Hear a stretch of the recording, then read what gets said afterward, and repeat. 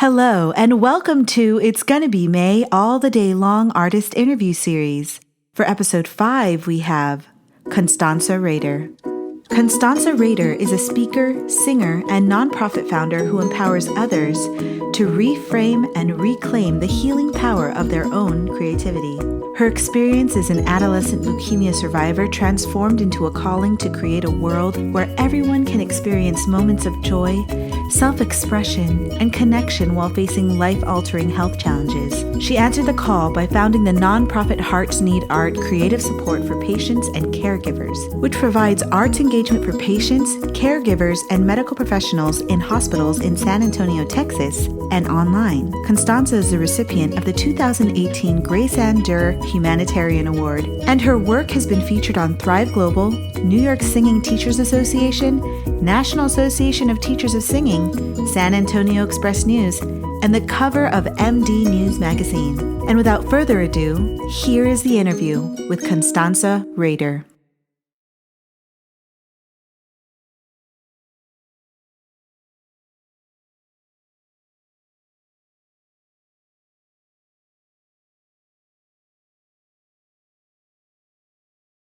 There's been a lot of shifts for sure. So my nonprofit Hearts Need Art creative support for patients and caregivers, we're normally in person in hospitals providing art, music, writing, all kinds of creative activities for patients and caregivers.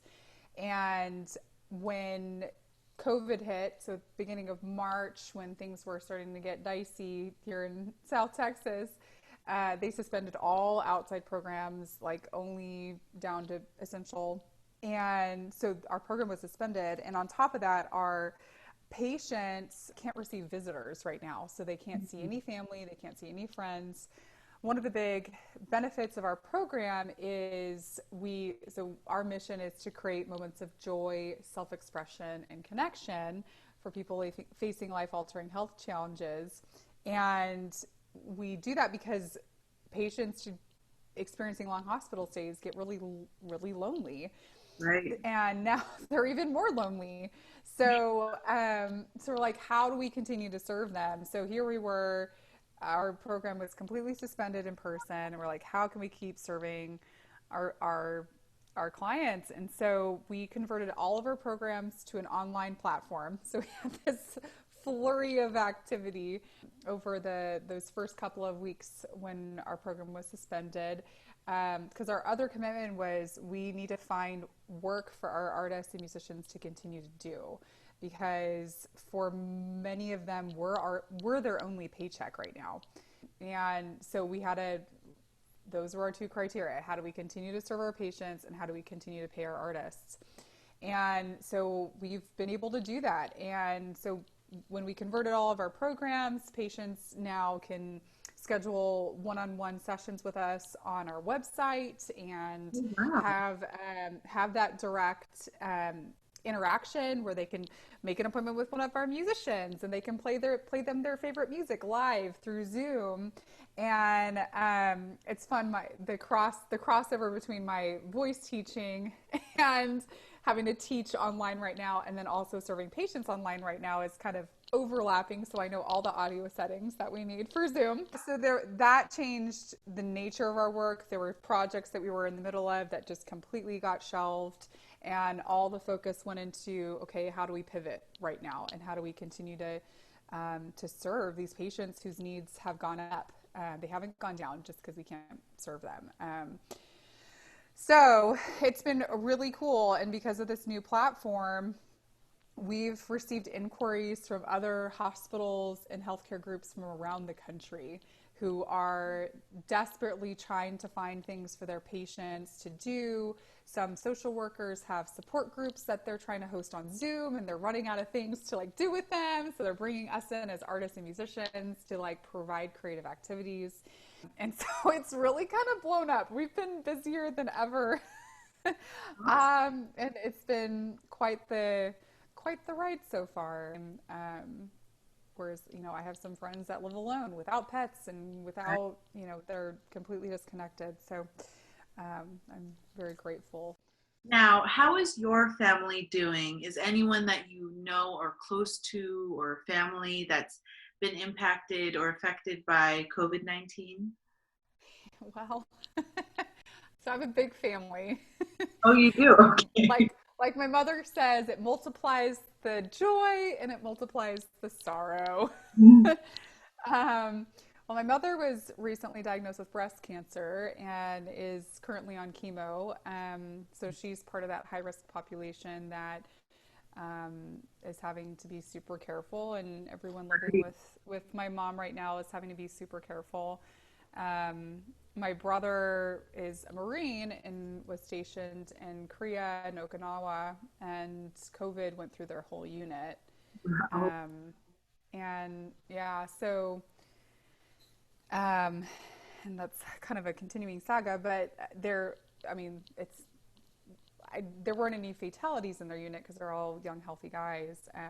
But it does delay them being able to come home, and he was supposed to be home weeks ago, and they can't travel. So anyway, so it's been an interesting, yeah, it's kind of been an interesting shift from my husband having to work from home. So now we share our workspace.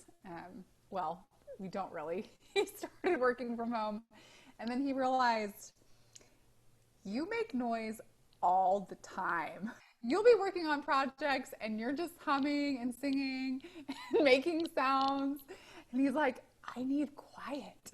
So he has his room set up upstairs, oh, which that's closes so the funny. door. And I'm like, I mean, it's literally like everything about all of my work involves. I'm a leader, so I'm talking to my team. I'm speaking for different interviews. I'm teaching. Anyway, so there's a lot of there's a lot of noise. If you were to change one thing about how you started 2020, knowing that we would all be at home, what would you change? Mm. I I don't know that I necessarily would have changed anything. Of course, would be nice to have it would have been nice to have heads up about certain fundraisers that would have to be canceled and things like that, so we wouldn't waste time working on things that weren't going to happen. But at the same time, I feel like our team was ready and equipped and to just hit the ground running and pivot as hard as we did, as quickly as we did, when we did. And I think as artists and performers, I think we all respond to a deadline or to a an opening day, right? Like where it's like all of a sudden everything becomes focused and you just get it done. So that's what happened with my team. So I think there's a certain kind of grace that God gives us by not knowing the future. Mhm. Because I think if I had known, it just would have been more weeks of stress. Um, so I think it all happened for us the way it was supposed to. Right, yeah. Now that you're staying home and have more time at home, are you doing some artistic things? You know, it's these days my main creative outlet goes into my entrepreneurial um, outlets, like into creating systems in our business and serving our artists and musicians. So that's taken a lot of our creative energy. Sometimes I just hide in our website. I'll just sit in there and pick at things and redesign things, and that's kind of like a little creative escape for me. It's Mhm. kind of combined.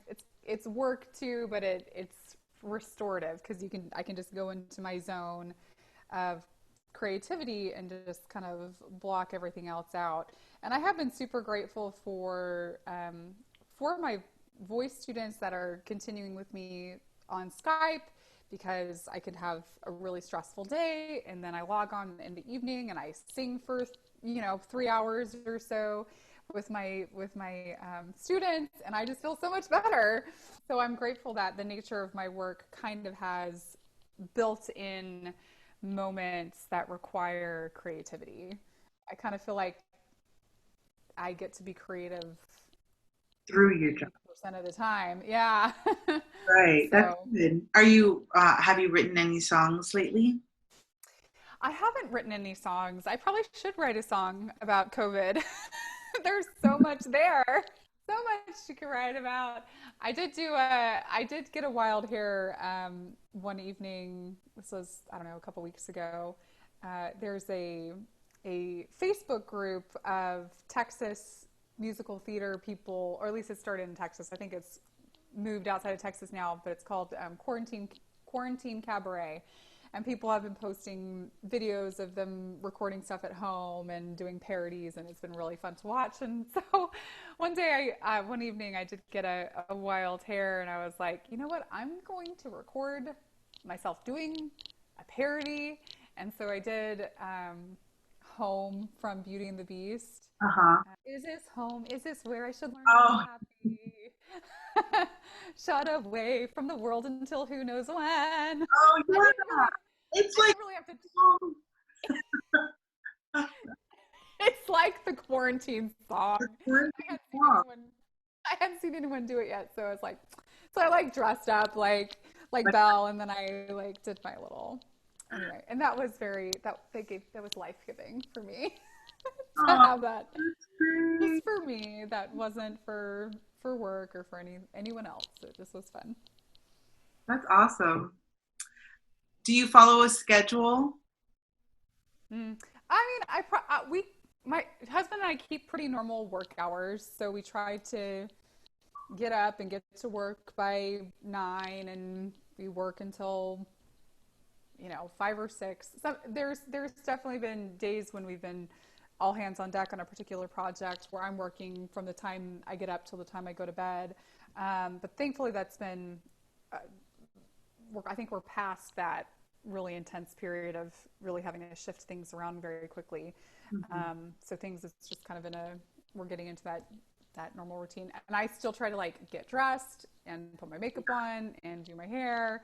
There are some days I don't, but I mean, on days like today, I have like 3 or 4 back-to-back Zoom calls. So it's like people are having to see me. So I don't want to At least subject them. my face.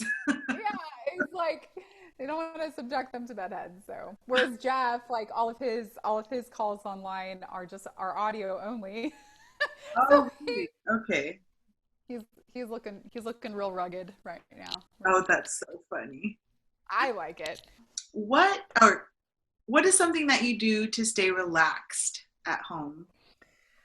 Um, I can show you. Oh, sure, yeah.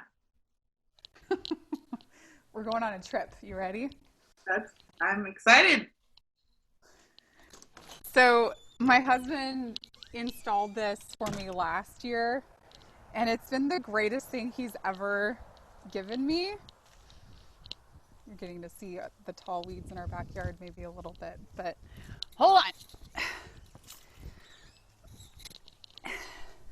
It's my hammock. Oh, wow. Nice. That's And good. our Wi-Fi reaches out here, and so sometimes I'll just come out here and sit. I'll come out here when I need a break.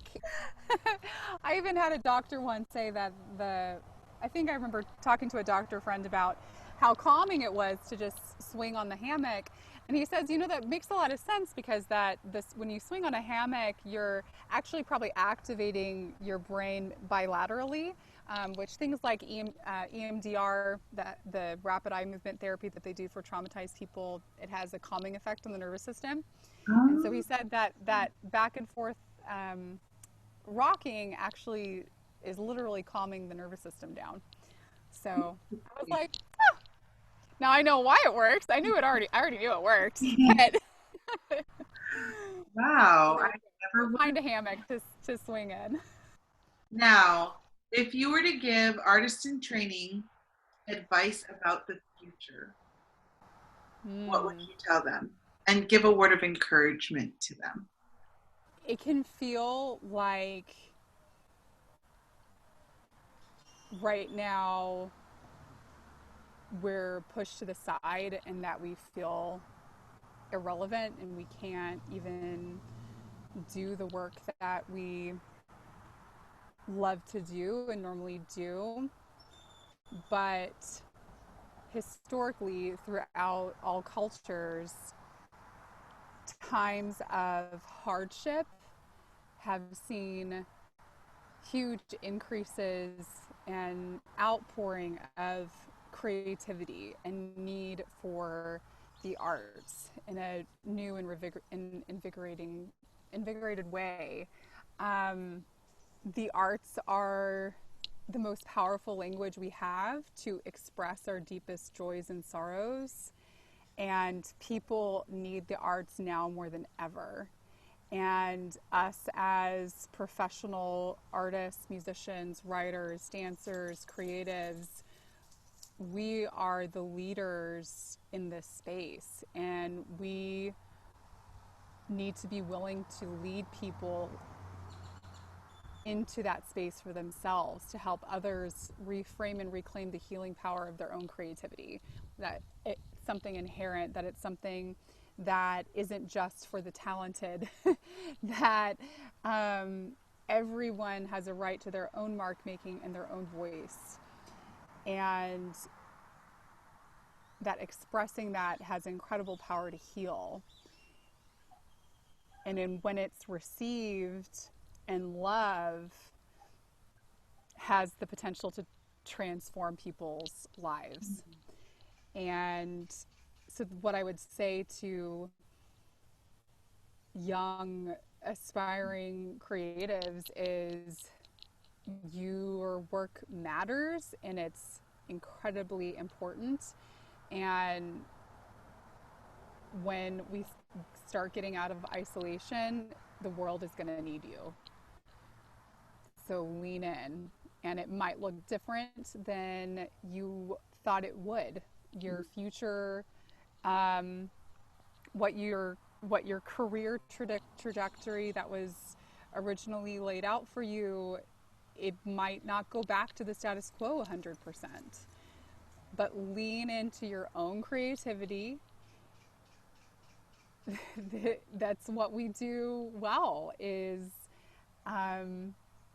tackling problems and solving them in creative ways. Every part of the creative practice is centers around that, and so now we just get to do it on a global scale. I work in the field of arts and health, which is kind of the intersection of how arts integrates and promotes health and well-being.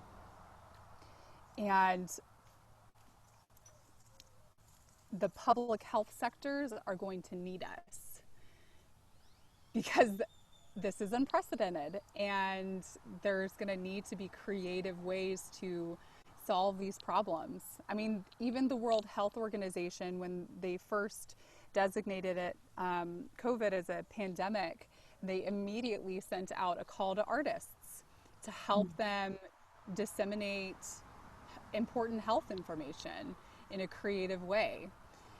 So there's going to be work for us to do, but it might look different than you originally thought your life might look like. We were watching that show Monk, you know. Oh, yeah. Yeah, Mm-hmm. and we were like, doesn't it feel like the world is all having to be like Monk right now?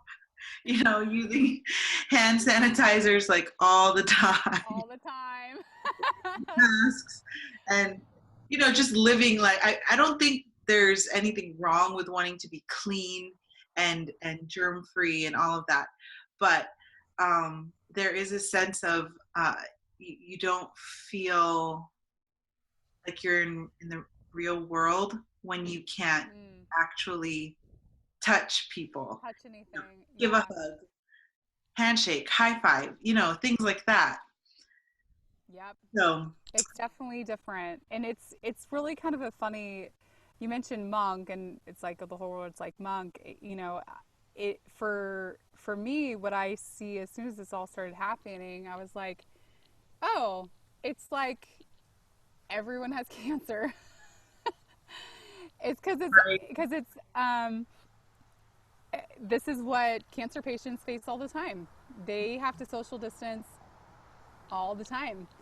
Right. And just even there, I think there's even some similarities in the type of grief that often comes along with a life altering diagnosis, where you had all these plans for what you thought your life was going to look like, and then all of a sudden it's vastly different and you have no control over it. Right. And I've seen ways that people I know, friends, family, people on the internet, where we add to our suffering when we hold on to those expectations, Right. and when we try to fight to change things that we can't change. And those are some hard lessons that I learned as a young person dealing with leukemia that now serve me well. It's like nothing about this is pleasant for me. There's certainly days that I cry multiple times, and then some days I'm okay. But I also know that the bottom line at the end of everything, love is deeper than even the deepest sorrow. There's no there's no place where we can go where love can't reach us and where love won't succeed. Um, and I just have complete faith in that. You talked vaguely about your nonprofit organization. When Hearts Need Art, it's not specifically just music, right? No, It's it's all not. forms of Yeah. art. It's all forms of Yeah. art, right?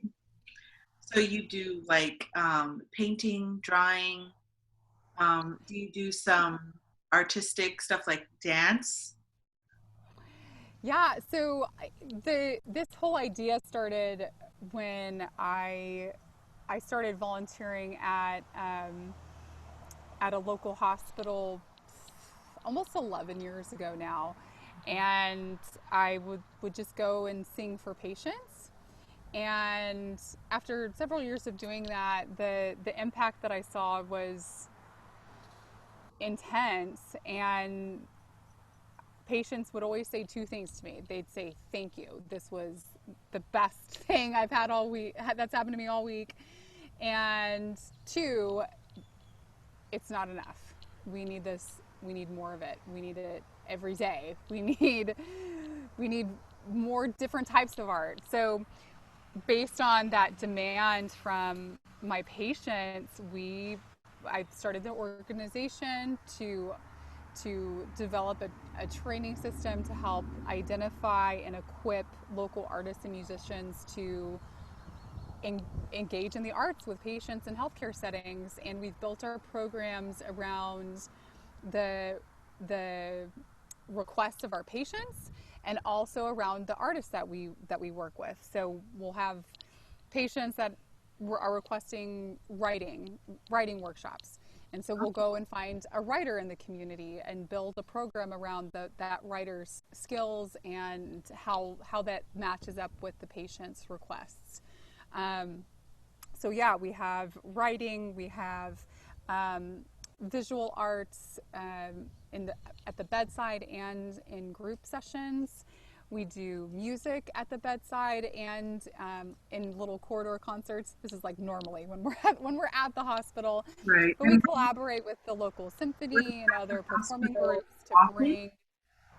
Oh, I'm sorry. What'd you say? Were you at the hospital like every day or so many times a week?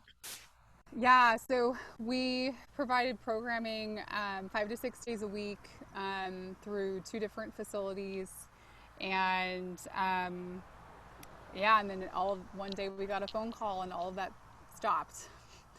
And when we talk with our nurses that are on the unit that we usually work at, they're like, "We miss you guys. It sucks here without you guys. We didn't even realize how much life and energy just having the artists around brought to the unit. And I mean, and I know because that's why I started it, because Right. I when I first started working there, it was an adult oncology unit, and there just aren't as many support services available for that are targeted for the young adult and adult populations. Wow. So yeah, we created it.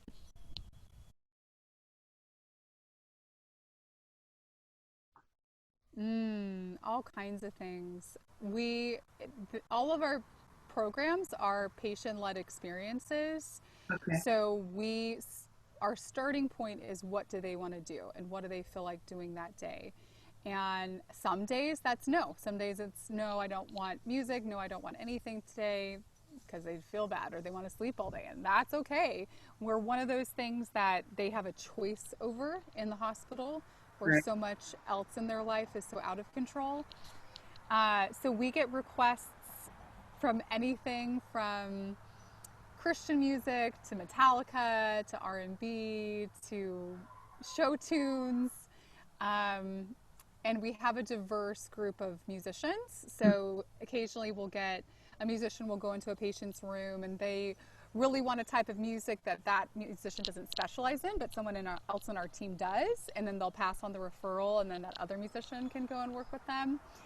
And so we have a very collaborative approach to being able to serve our patients and meet them where they're at.